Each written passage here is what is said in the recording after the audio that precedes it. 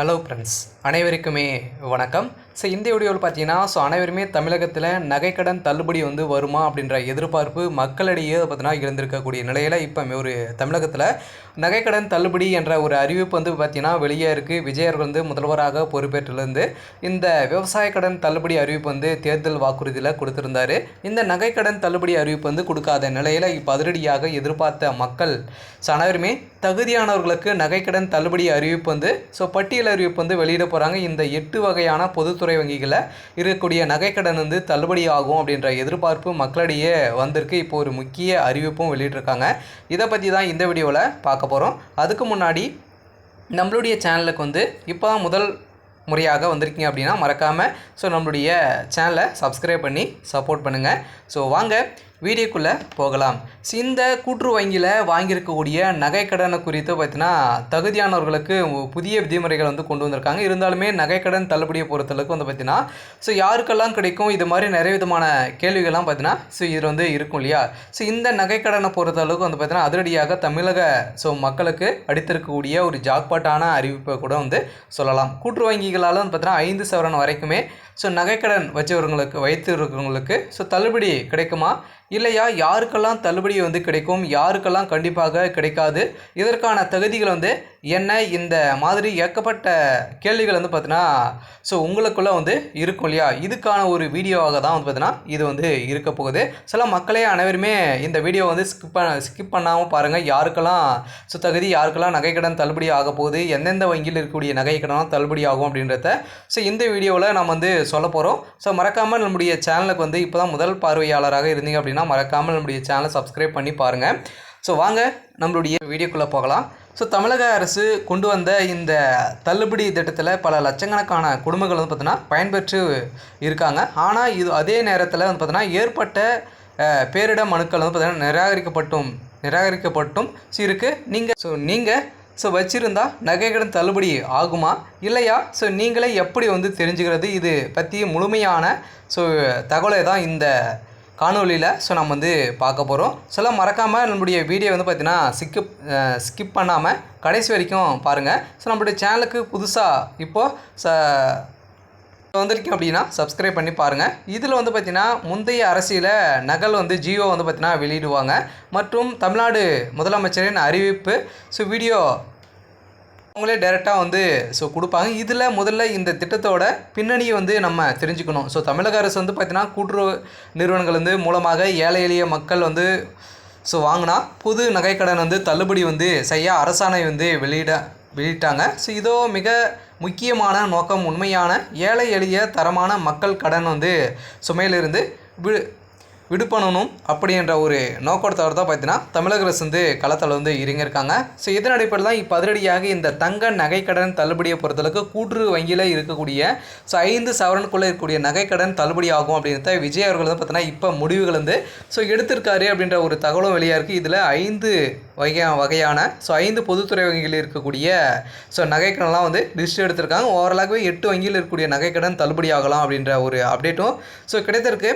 எந்தெந்த வங்கியில் இருக்கக்கூடிய நகைக்கடன் தள்ளுபடி ஆகலாம் அப்படின்னு பார்த்தீங்க அப்படின்னா பொதுத்துறை வங்கியை சேர்ந்த பார்த்தீங்கன்னா ரிசர்வ் வங்கிக்கில் இயங்கக்கூடிய வங்கிகள் பார்த்தீங்கன்னா அதிரடியாக இந்த நகைக்கடன் தள்ளுபடி ஆகும். அது பார்த்தீங்கன்னா மோஸ்ட்லி பார்த்தீங்கன்னா இந்த ஸ்டேட் பேங்க், இந்தியன் பேங்க், அதேமாதிரி கூட்டுறவு வங்கிகள், கூட்டுறவு வேளாண்மை துறை வங்கிகள், அதேமாதிரி நகர்ப்புற கூட்டுறவு வேளாண் துறை வங்கிகள், இது மாதிரி பார்த்தீங்கன்னா 8 வங்கிகள் பார்த்தீங்கன்னா பட்டியல் அறிவிப்பு பார்த்தீங்கன்னா தமிழக அரசு கேட்டிருக்காங்க அப்படின்ற ஒரு தகவல் வெளியாக இருக்கக்கூடிய நிலையில் தான் இப்போ ஒரு நகைக்கடன் தள்ளுபடி என்ற ஒரு பேச்சுவார்த்தை பார்த்தீங்கன்னா இப்போ நடந்திருக்கு.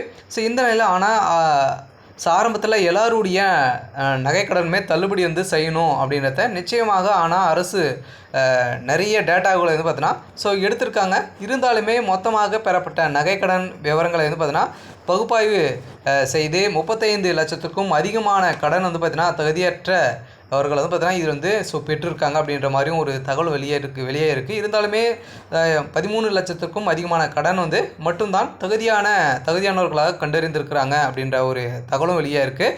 இருந்தாலுமே இப்போ பார்த்தீங்கன்னா இந்த கூட்டுறவு வங்கிகள் மட்டுமே நீங்கள் கடன் வாங்குவது அரசுக்கு கீழ் இயங்கும் கூட்டுறவு வங்கிகள், அதேமாதிரி கோஆப்ரேட்டிவ் பேங்க் அல்லது தொடக்க வேளாண்மை கூட்டுறவு சங்கங்கள், அது மட்டும் தான் இருக்கணும். தனியார் நிதி நிறுவனங்களோடு இல்லை மற்ற பொதுத்துறை வங்கிகளிலோ வாங்குவது கடன்களுக்கு இது பொருந்தாது அப்படின்றதும் அவங்க சொல்லியிருக்காங்க. இதில் 5 சவரன் பொறுத்தளவுக்கு பார்த்திங்கன்னா நீங்கள் நகைக்கடன் அளவு 5 சவரன் அல்லது அதுக்கு மேற்பட்ட குறைவாக இருந்தாலே போதும் உங்களுடைய நகைக்கடன் அனைத்துமே தள்ளுபடி அவங்க செய்வாங்க அப்படின்னு தான் சொல்லியிருக்காங்க. ஒரு குடும்பத்திற்கு ஒரு கடன் மட்டுமே தான் குடும்ப அட்டை ரேஷன் கார்டு மூலமாக தான் நம்மளுக்கு வழங்குறாங்க இல்லையா. ஒரு குடும்பத்திற்கு ஒரு ரேஷன் அட்டைக்கு மட்டுமே பார்த்தீங்கன்னா இந்த 5 சவரன் நகைக்கடன் தள்ளுபடி செய்ய போகிறோம் அப்படின்ட்டு இப்போ பார்த்தீங்கன்னா கூட்டுறவு வங்கிகள் பட்டியல் அறிவிப்பு வெளியிட்டிருக்காங்க.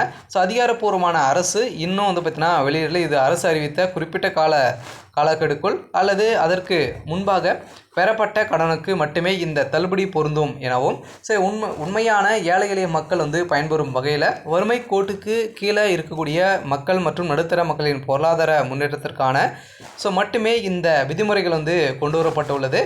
இதன் அடிப்படையில் இப்போ பார்த்திங்கன்னா நம்ம பார்க்க போகிறது தான் ரொம்ப முக்கியமான ஒன்றாக கருதப்படுகிறது. இந்த காரணத்தால் தான் பலரும் தள்ளுபடி கிடைக்காம போகிறாங்க. இதில் பார்த்திங்கன்னா அரசு ஊழியர்கள் பார்த்திங்கன்னா பயன்பெற்றிருக்காங்க. அப்படின்னா அரசு ஊழியர்கள் நிறைய பேர் நீங்கள் மத்திய அரசு மாநில அரசில் நீங்கள் பொதுத்துறை நிறுவனங்களிலோ வேலை செய்கிறீங்க அப்படின்னா உங்களுக்கான நகைக்கடன் தள்ளுபடி இருக்காது. உங்களுக்கு நகைக்கடன் தள்ளுபடி இல்லை அப்படின்றதும் சொல்லியிருக்காங்க. அதே மாதிரி வருமான வரி செலுத்துவர்களுக்குமே பார்த்தீங்கன்னா இந்த நகைக்கடன் தள்ளுபடி கிடைக்காது. அதே குடும்ப அட்டையில் முறைகேடு ஒரே குடும்ப அட்டையில் பயன்படுத்தி நிறைய பேர் பார்த்தீங்கன்னா நகையை வைத்து வைத்திருங்களுக்கும் அதோட எல்லா கடனுமே தகுதியற்றவர்களாக அறிவிக்கப்படும் அப்படின்னு தான் சொல்லியிருக்காங்க. ஒரு குடும்ப அட்டையில் 4-5 கடன்கள் வாங்கியிருக்கீங்க அப்படின்னா அதில் எதுக்குமே தள்ளுபடி கிடைக்காது அப்படின்ட்டு சொல்லியிருக்காங்க. இதில் ஆதார் மற்றும் ரேஷன் கார்டு இல்லாதவர்கள் பார்த்தீங்கன்னா கடன் வாங்கும்போது முறையான ஆதார் கார்டு மற்றும் குடும்ப அட்டை விவரங்களை தராதவர்கள் தள்ளுபடிக்கு கிடையாது. நீங்கள் முறையாக நீங்கள் தள்ளுபடி கடன் வாங்கலை அப்படின்னா உங்களுக்கும் இந்த தள்ளுபடி கிடைக்காது அப்படின்ட்டு சொல்லியிருக்காங்க.